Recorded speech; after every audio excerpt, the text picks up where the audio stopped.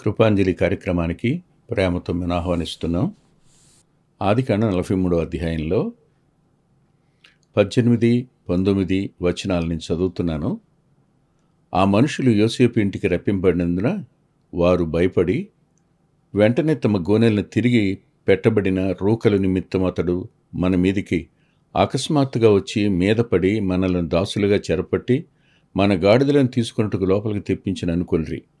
వారు యోసేపు గృహ నిర్వాహకుని వద్దకు వచ్చి ఇంటి ద్వారమున అతనితో మాట్లాడి తల్ల ఉంచి ప్రార్థన చేసుకుందాం. ప్రేమగల తండ్రి, పరిశుద్ధుడు అయిన గొప్ప దేవా, ఈ కార్యక్రమం మీది. నీ దాసుడు కేవలం వట్టివాడు.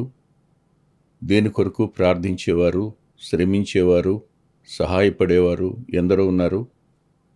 వారు తమ పేర్లను బయటికి చెప్పడానికి కూడా ఇష్టపడని వారు.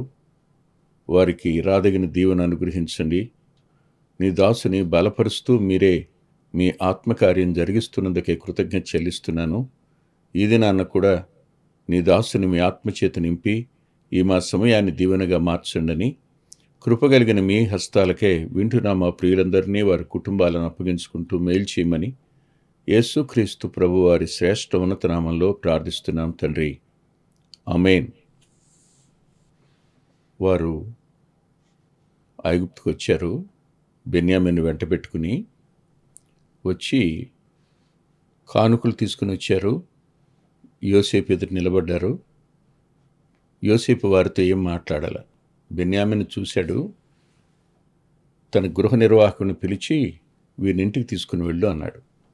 అంతకుముందే వారు చెప్పాడు కాబట్టి తర్వాత వారికి భోజనం సిద్ధం చేయమని. వీరు ఇంటికి తీసుకుని రాబడ్డారు. సహజంగా పరదేశులు ఉండే చోటు కాదు ఇప్పుడు ఇది. ప్రధానమంత్రి ఉండే చోటు.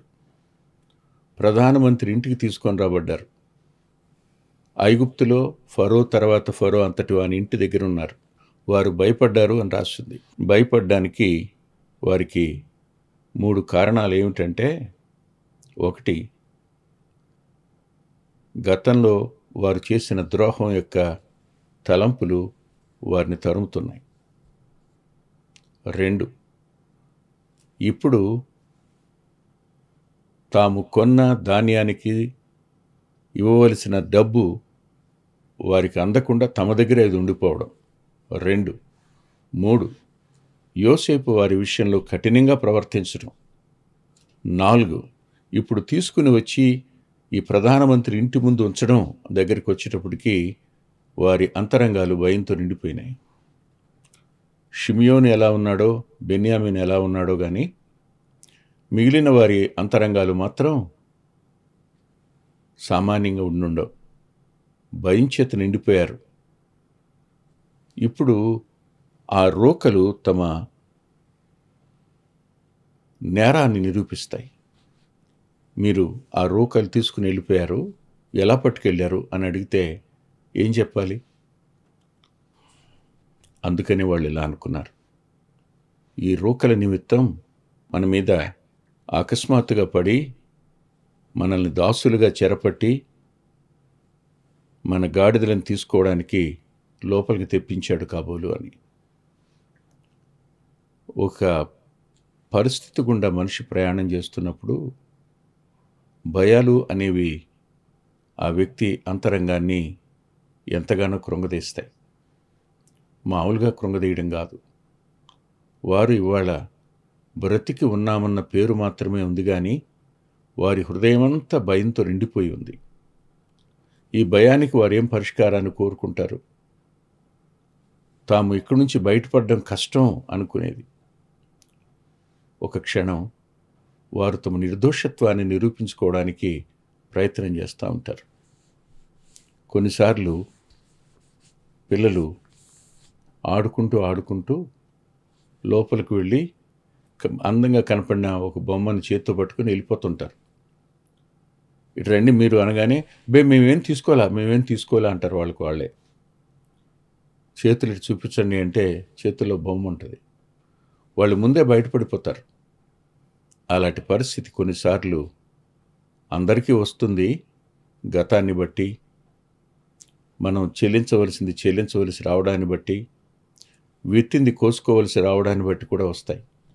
ఇప్పుడు తాము వచ్చిన ఆ ప్రదేశం తమను చెరపట్టి దాసులుగా చేసుకోవడానికి తమ గాడిదలను తీసుకురాబడ్డాం అనే ఆలోచనకు వాళ్ళు వచ్చేశారు. వాళ్ళు తమ నిర్దోషత్వాన్ని నిరూపించుకోవడానికి ప్రయత్నం చేస్తున్నారు. జ్ఞాపకం చేసుకోండి, గతంలో జరిగిన తప్పు దాన్ని మేము నిర్దోషులం అని నిరూపించుకోవడానికి ప్రస్తుత కారణాలను చూపగలరే కానీ గత కారణానికి వాళ్ళు తాము నిర్దోషులని చెప్పజాలరు.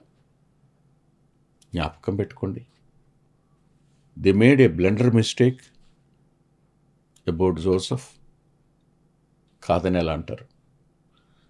దేవుని ప్రణాళికే, దేవుని యొక్క ఏర్పాటే కాదనం, కానీ తప్పు తప్పే కదా.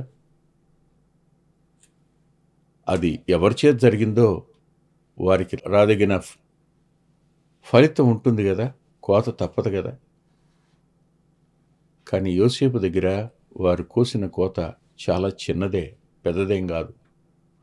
అతడు భయపట్టిందెంత, అతను కఠినంగా మాట్లాడిందెంత, షిమియోన్ను జైల్లో పెట్టిందెంత, పెట్టిన తరువాత అతను ఏమైనా కష్టపెట్టాడా? అవి ఏం రాయలే లేఖనంలో. బాధ పెట్టినట్టు కూడా ఏం లేదు. ఒకసారి ఆలోచన చేస్తే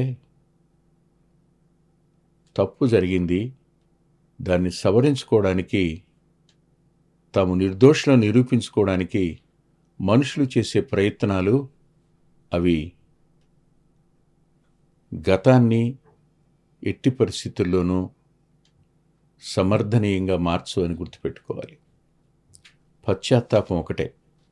ఇప్పుడు వారు 19వ వచనంలో యోసేపు గృహ నిర్వాహకుని వద్దకు వచ్చి ఇంటి ద్వారమున అతనితో మాట్లాడారు. ఏమని మాట్లాడారు? అయ్యా ఒక మనవి, అయ్యా ఒక మనవి.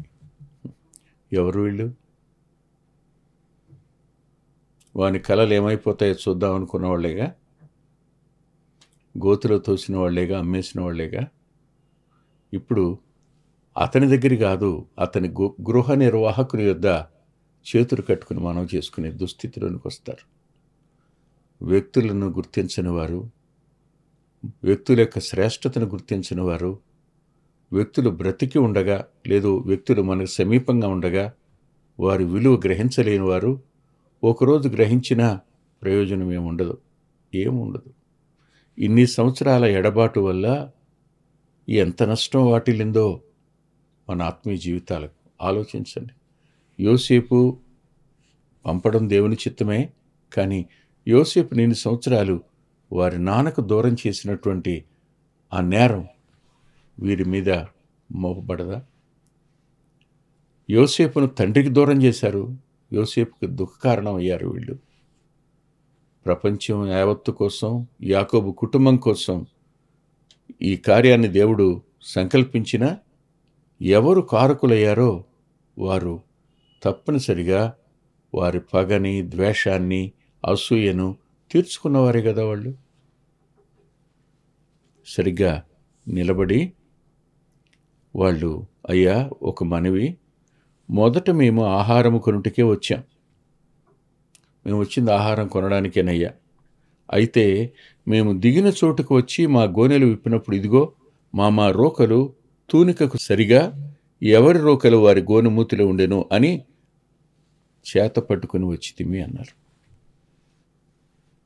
అంటే ఈ రోకలే కదా మమ్మల్ని పట్టించడానికి. అయ్యా ఇచ్చేసాం, మీ గృహ నిర్వాహకుడికి చెప్పాం, మీ గృహ నిర్వాహకుడికి ఇచ్చేసాం, ఇప్పుడు అకస్మాత్తుగా వచ్చి యోసేపు పడ్డానికి అవకాశం లేదు. రోకల విషయంలో మేము నిర్దోషులో నిరూపించుకోవడానికి గృహ నిర్వాహకునితో వారు మాట్లాడారు. ఇగో రోకలు అన్నారు.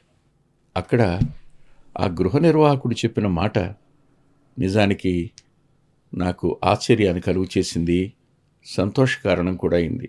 చూడండి ఏమన్నాడో, మీకు క్షేమగునుగాక భయపడకుడి, మీకు క్షేమగునుగాక భయపడకుడి. ఎవరో ఒక అపరిచితుడు, ఏమాత్రం సంబంధం లేనివాడు, ఐగుప్తులో ఉన్న యోసేపు ఇంటి మీద గృహ నిర్వాహకుడుగా ఉన్నవాడు, వచ్చిన వారెవరో అతనికి తెలీదు, యోసేపు ఎవరికి చెప్పలేదు, రహస్యంగా మరుగ్గానే ఉంచాడు. అతను అంటాడు, మీకు క్షేమమే కలుగుతుంది, భయపడొద్దు అన్నాడు అని. ఎంత భయపడకండి, క్షేమం కలుగుద్ది అన్నా ఆ పరిస్థితుల గుండా వెళ్ళే వారికి మాత్రమే అర్థం ఉంది. మనస్సాక్షి నేరారోపణ చేస్తున్నప్పుడు, తమ చేతుల్లో ఆ రోకలు ఇంకా ఉన్నప్పుడు, నేరం మాది అనే ఒక స్పృహ వారికి ఉన్నప్పుడు, ఇది ఎలా జరిగిందో అర్థం కాని అయోమయంలో వారు ఉన్నారు. అలాంటి సమయంలో భయపడొద్దన్నా భయపడకుండా ఉండలేరు, క్షేమమే జరుగుద్ది అన్నా దాన్ని విశ్వసించే పరిస్థితులు కూడా ఉండరు. చాలాసార్లు వ్యక్తుల జీవితాల్లో ఇవి జరుగుతాయా? తిరిగి సమకూర్చబడడం జరుగుతుందా? జరగనే జరగదు, జరగడానికి అవకాశమే లేదు అని భయాలు మినుముట్టినప్పుడు, క్షేమానికి ఆస్కారం లేదు అనుకున్న సమయాన్న మర్చిపోకండి, దేవుడున్నాడు. దేవుడున్నాడు. ఆయన పరిష్కరించలేని సమస్య అంటూ ఏమి ఉండదు. ఆయన ఆలస్యం చేశాడా? కంగారేం పడకండి, అది మరింత ఆశీర్వచనానికే. చూడండి ఏమన్నాడో ఆ గృహ నిర్వాహకుడు. మీ పితరుల దేవుడు, దేవుడైన మీ దేవుడు, మీ పితరుల దేవుడైన మీ దేవుడు మీకు మీ గోనెల్లో ధనమిచ్చాను, మీకు మీ గోనెల్లో ధనమిచ్చాను, మీ రోకలు నాకు ముట్టినవి అని చెప్పి షిమియోనును వారి యొద్దకు తీసుకుని వచ్చాను. వారికి ఎవరిని జ్ఞాపకం చేశాడు గృహ నిర్వాహకుడు? వారి పితరుల దేవుణ్ణి, వారి దేవుణ్ణి జ్ఞాపకం చేశాడు.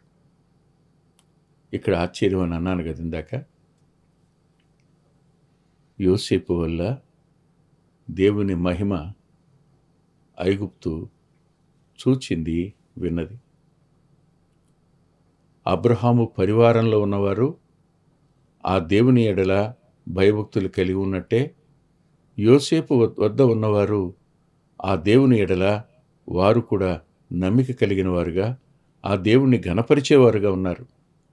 యోసేపు యొక్క ప్రవర్తన, యోసేపు యొక్క పని, యోసేపు యొక్క వ్యక్తిత్వం, దేవుని గురించి యోసేపుకున్న ప్రత్యక్షత ఐగుప్తు రాజుకు తెలుసు, అందరికీ తెలుసు, గృహ నిర్వాహకుడు కూడా తెలుసు.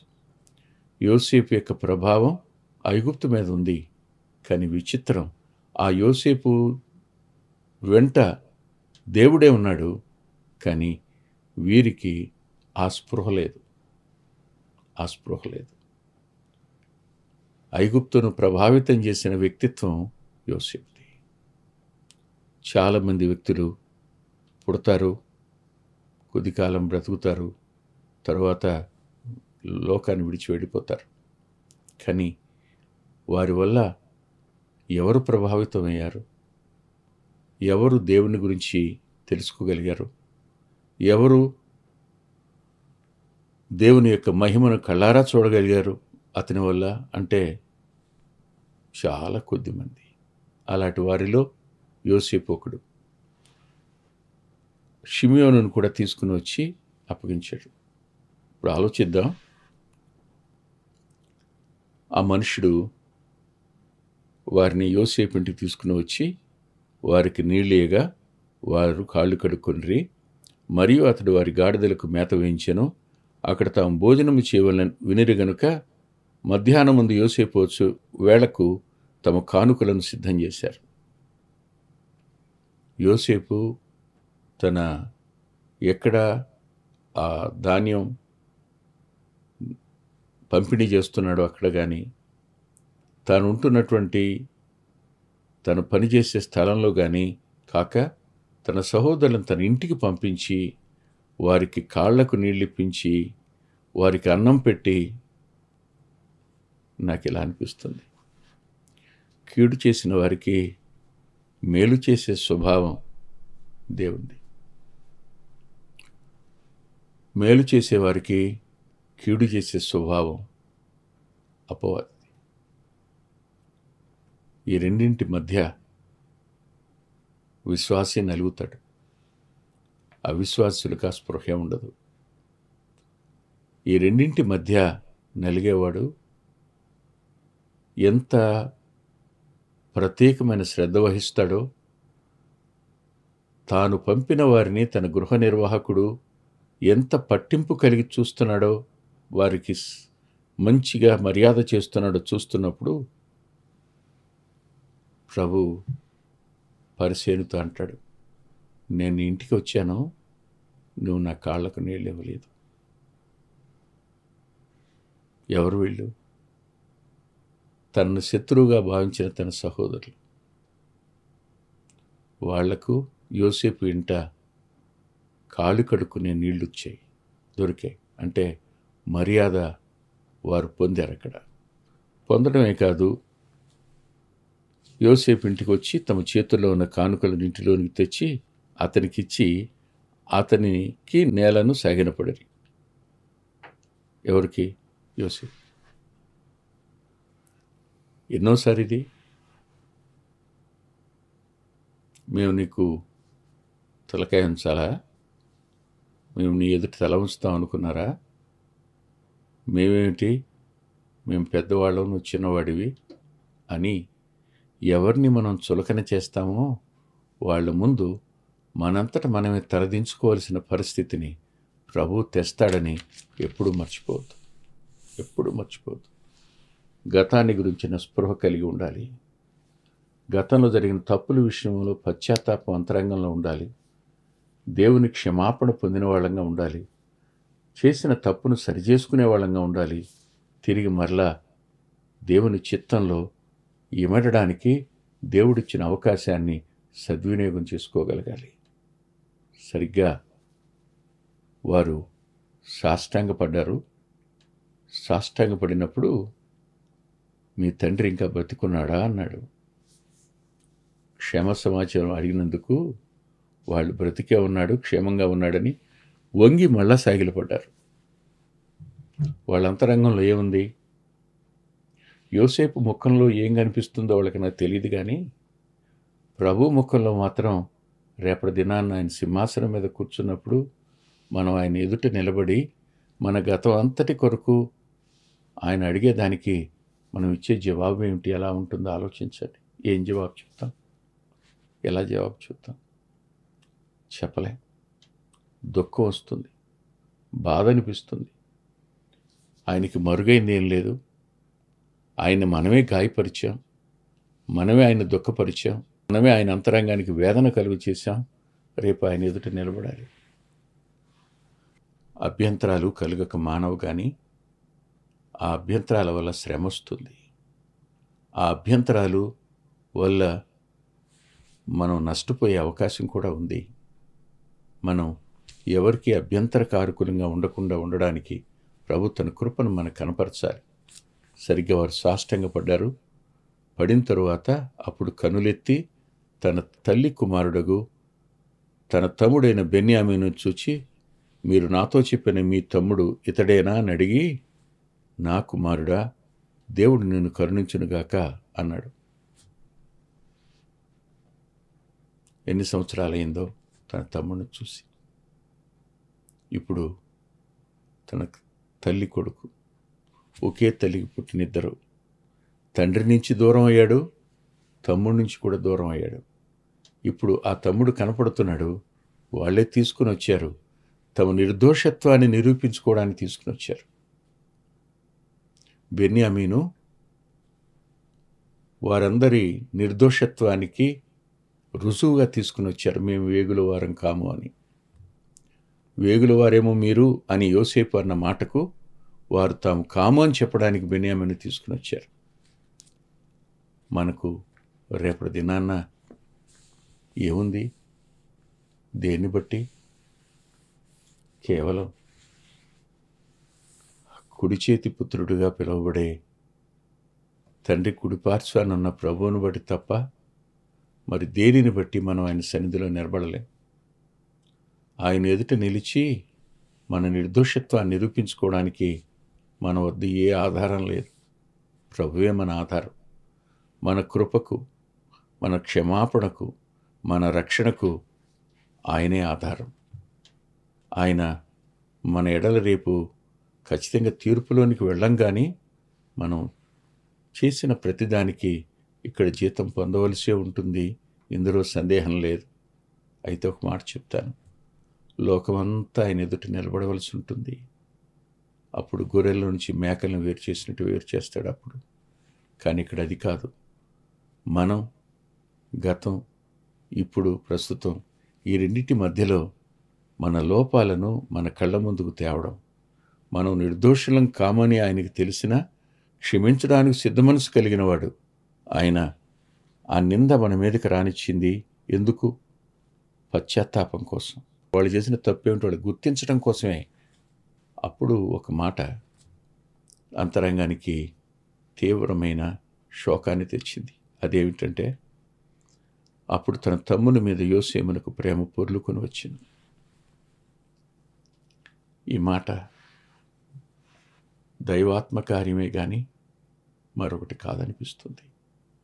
ఎవరి మీదనైనా మరల తిరిగి మమకారం, ప్రేమ కలగాలి అంటే రోమపత్రిక 5:5 నెరవేర్చబడితే తప్ప మనకు వారి ఎడల ప్రేమ పొర్లుకొని వచ్చే అవకాశం లేదు. యోసేపులో ప్రేమ పొర్లుకొని వచ్చింది, కానీ అతడు బయలుదేరి లోపలికి వెళ్ళిపోయాడు. వెళ్ళి ఏడ్చి కన్నీరు కార్చి మళ్ళీ ముఖం కడుక్కొని వచ్చాడు. మళ్ళీ మామూలుగా దేవుడు వెంటనే తన కార్యాలని బయలుపరచడు. కానీ మనం బాధపడుతున్నప్పుడు ఆయన కూడా దుఃఖపడతాడు అనడానికి ఒకరోజు. ఆయన ఏదైనా మన జీవితంలోకి అనుమతించినప్పుడు మనం పడే దుఃఖాన్ని చూసి సంతోషించి దేవుడు కాదు ఆయన తాను కూడా మన యావత్ బాధలో బాధ పొందేవాడుగా కనపడతాడు. ఆ ఛాయ యోసేపులో మనకు కనపడుతుంది. ఆయన ఆశ్రయిద్దాం, ఆయన మీద ఆనుకుందాం, తల్ల ఉంచుదాం. ప్రేమగల మా ప్రియ తండ్రి, పరిశుద్ధుడు అయిన గొప్ప దేవ, కొద్ది మాటలు చెప్పడానికి సహాయపడ్డారు. ఎంతైనా నమ్మదగిన మీ హస్తాలకే, ప్రేమ కలిగిన మీ హస్తాలకే మా ప్రియులను వారి విన్న వాక్యాన్ని అప్పగించుకుంటూ అంతరంగానికి ఆదరణను, ధైర్యాన్ని, ఓదార్పును, క్షేమాన్ని అనుగ్రహించమని మీ కృపకు అప్పగించుకుంటూ యేసుక్రీస్తు ప్రభు వారి పేరట ప్రార్థిస్తున్నాం తండ్రి. ఆమేన్. ప్రభు చిత్తమైతే వచ్చే వారం కలుసుకుందాం. అద్భుతమైన పుస్తకాలు అందుబాటులో ఉన్నాయి. అందులో అంత్యోక్ మినిస్ట్రీస్ నుంచి ప్రచురితమైన మీ ఆత్మీయ క్షేమానికి మేలు కలుగు చేసే పుస్తకాలు, మీ ఆత్మలను దేవుని కొరకై ఉజ్జీవింపచేసే పుస్తకాలు, ప్రభువులాగా జీవించడానికి ప్రేరేపించే పుస్తకాలను దైవాత్మ సహాయంతో రాయటం జరిగింది. పిల్లల కొరకై చిత్రీకరించబడిన 5 DVDలు అందుబాటులో ఉన్నాయి. ప్రతి DVD పిల్లలను దేవుని కొరకు ఎంతగానో విశ్వాసాన్ని పెంపొందింపజేసేవిగాను, ఆసక్తిని కలిగించేవిగాను, ఆత్మలో ప్రభువుని హత్తుకునేట్టు చేసేవిగాను ఉన్నాయి. ఈ మధ్యన వెలువడినటువంటి ఆ DVD సాధనం, అది మీ పిల్లలకు ఎంతైనా మేలు చేస్తుంది. ఆ పాటలను మీరు చూస్తున్నారు. వాటన్నిటినీ మీరు పొంది ఆత్మీయంగా మేలు పొందాలని ఒక దైవ సేవకునిగా మీకు మనవి చేస్తున్నాను. 6వ పిల్లల DVD సమయం అందుబాటులో ఉంది. 5 చూసిన వారు 6వది కూడా మీ పిల్లలకు చూపించి మీరు చూచి అంతరంగంలో దేవుని స్తుతిస్తారని నమ్ముతున్నాను. తప్పకుండా ఈ DVDలు తీసుకోండి. 2018వ సంవత్సరం తెలుగు VBS DVD దాహం, పిల్లల ఆత్మీయ క్షేమం కోసం 10 పాటలతో దృశ్యరూపకంగా దీన్ని తయారు చేయడం జరిగింది. తప్పనిసరిగా ఈ DVD తీసుకోండి. పిల్లలకు వీటిని పరిచయం చేయండి. ఈ పాటలు మీ పిల్లలకు నేర్పండి. మీ సండే స్కూల్లో ఈ పాటలు నేర్పడం మర్చిపోకండి. నూతనంగా వచ్చిన పిల్లల DVD ఐక్యత అనే టైటిల్ పెడదామనుకున్నాం, కానీ కలిసి ఉందాం అనేటువంటి టైటిల్ని పెట్టడం జరిగింది. కలిసి ఉందాం, అది పిల్లలకు ఎంతో ప్రయోజనకరమైన DVD. దానిని మీరు పొంది మీ పిల్లల ఆత్మీయ క్షేమాన్ని ఖచ్చితంగా చూస్తారని నేను నమ్ముతున్నాను. ఆ DVDని మీరు సంప్రదించి పొందవచ్చు. సాధు సాల్మన్ గారి జీవితం. ఆయన గోదావరి నది దగ్గర ఒక ఆశ్రమాన్ని స్థాపించి అనేక మందిని ప్రభువులోకి నడిపినవారు, అనేక మంది జీవితాలను ఆయన ప్రోత్సహించినవారు. ఎంతో ప్రోత్సాహకరమైన ఈ జీవితాన్ని చదివి మీరు తప్పకుండా ఆత్మీయమైన మేలు పొందుతారు. ఎంతో దిద్దుబాటు ఈ పుస్తకం మూలకంగా జరుగుతుంది. తప్పకుండా చదవండి. గత 30 సంవత్సరాలుగా, ఇది 31వ సంవత్సరం, క్రీస్తు సువార్త పత్రిక అనేక మంది ఆత్మీయ ఆకలిని తీరుస్తున్నటువంటి మాసపత్రిక. ఈ పత్రికను మీరు పొంది మీ ఆత్మీయ జీవితాలకు మేలు కలుగు చేసుకుంటారని హృదయపూర్వకంగా మీకు సిఫార్సు చేస్తున్నాను. గత 2 సంవత్సరాలుగా పిల్లల ఆత్మీయ క్షేమం కోసం సచిత్ర ద్విమాస పత్రిక నెలవంక వెలువడుతోంది. అనేక మంది పిల్లలు ఆత్మీయంగా మేము మేలు పొందామని వారి ఉత్తరాల ద్వారాను వ్యక్తిగతంగా కలుసుకున్నప్పుడు సాక్ష్యం చెబుతున్నారు. మీరు కూడా మీ పిల్లల కోసం నెలవంక పత్రికను మీరు పొందొచ్చు. అందుకొరకై ఈ క్రింద ఇవ్వబడినటువంటి ఫోన్ నెంబర్ని మీరు సంప్రదించండి.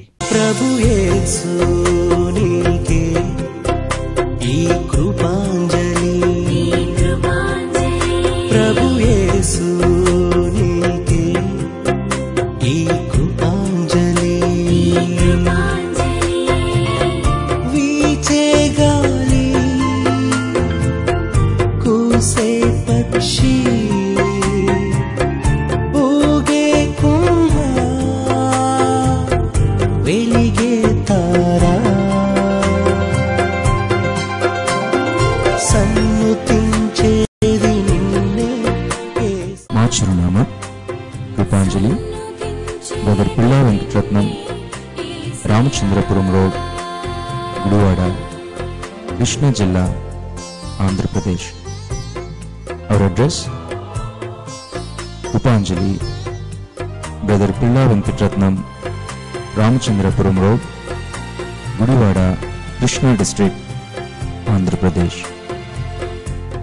Phone number 9490504299 9490504299. రాలేవుగా